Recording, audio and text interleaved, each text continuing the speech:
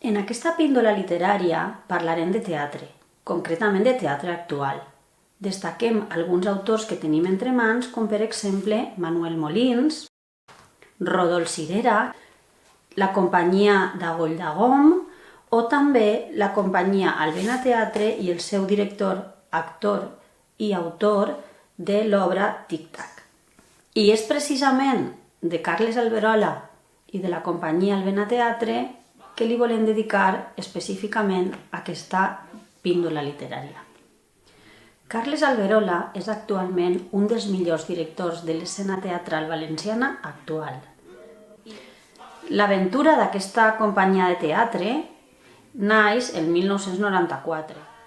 Alberola entra en l'escena teatral valenciana en la dècada dels 80, però no serà fins la dècada dels 90 que podríem parlar del seu esclat teatral amb la fundació de la companyia Albena Teatre. Serà en aquesta etapa on podem trobar produccions teatrals com pot ser Besos, que ha arribat a tindre fins i tot 1.000 representacions a hores d'ara, o un altre espectacle també en clau d'humor com pot ser Currículum. No podem desvincular la vessant teatral de la vessant audiovisual. Per tant, una de les qüestions en les quals destaca moltíssim Carles Alberola i la seva companyia és la seva dimensió televisiva.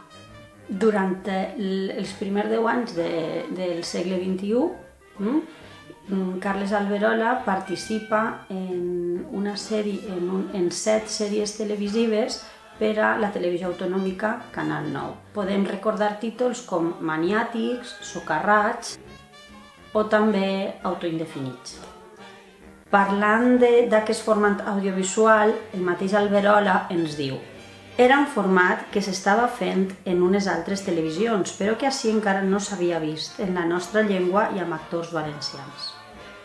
La carrera televisiva de la companyia no acabarà amb el Canal 9, sinó que en la televisió autonòmica d'ara, a Punt, també continua amb algunes produccions en clau d'humor també, com pot ser Diumenge Paella o Açò és un destarit.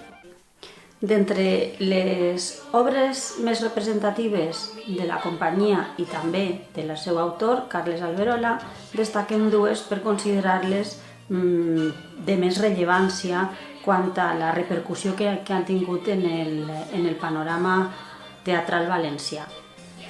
Parlem de la sempre actual Besos, una comèdia musical que arreplega les cançons que impregnen la nostra memòria col·lectiva, com pot ser el Melancolia de Camilo VI. Si Besos va ser un fenomen històric del teatre en valencià, Tic-Tac és l'obra amb més recaptació i afluència de públic de la història del teatre valencià.